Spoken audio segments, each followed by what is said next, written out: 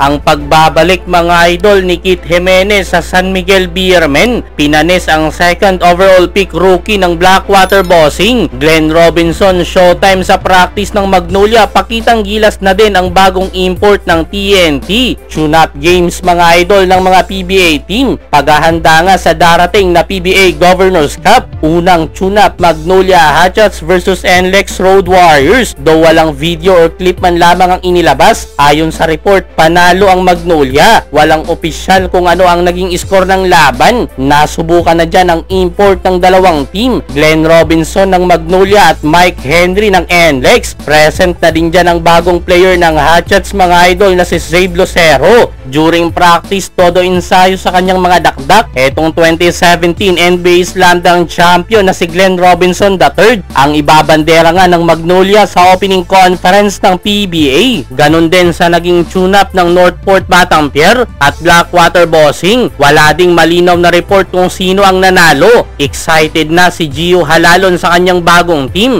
Naka-move on na matapos i-trade ng Magnolia. Masaya pa rin naman daw dahil nasa PBA pa rin naman daw siya. Samantala, nakadalawang panalo na ang defending champion na Token Tex Tropang Giga sa kanilang tune-up games. Salamat kay Madam Summer Vlogs, credit na din sa kanya mga idol dahil meron tayong nakuhang updates at highlights ng laban. Tinambakan ng katropa sa unang laro ang Rain or Shine 127-101. Nasubukan na ng TNT kanilang bagong import na si Darius Days. Pakitang gila sa kanyang all-around performance. Isa sa mga bumida sa laban na yan, etong si Kim Aurin, tumiscore ng 19 points. Yun nga lang na-injured sa laban din na yan, kanilang big man na si Henry Galinato. Second game naman, pinataob nila ang NLEX Road Warriors 112-101. Naghalimaw kanilang import na si Darius Days matapos kumana ng 35 points. Nasubukan na din ang mga player sa 4-point area mga idol. Namataan sa Token Tex ang first round pick ng SMB na si Evan Nava. Matapos hindi pa pirmahin ng San Miguel, nagda-tryout ito ngayon mga idol sa TNT. Matapos namang hindi makalaro buong conference ni Kit Jimenez sa San Miguel Beermen, heto't napasabak agad siya sa kanyang pagbabalik sa kanilang tune-up game laban sa Blackwater Bossing. Nakabantayan niya ang second overall pick na si Cedric Bearfield. Pinapatunayan ni Bearfield kung bakit siya ang second overall pick. Isa sa mga key player agad ng Blackwater.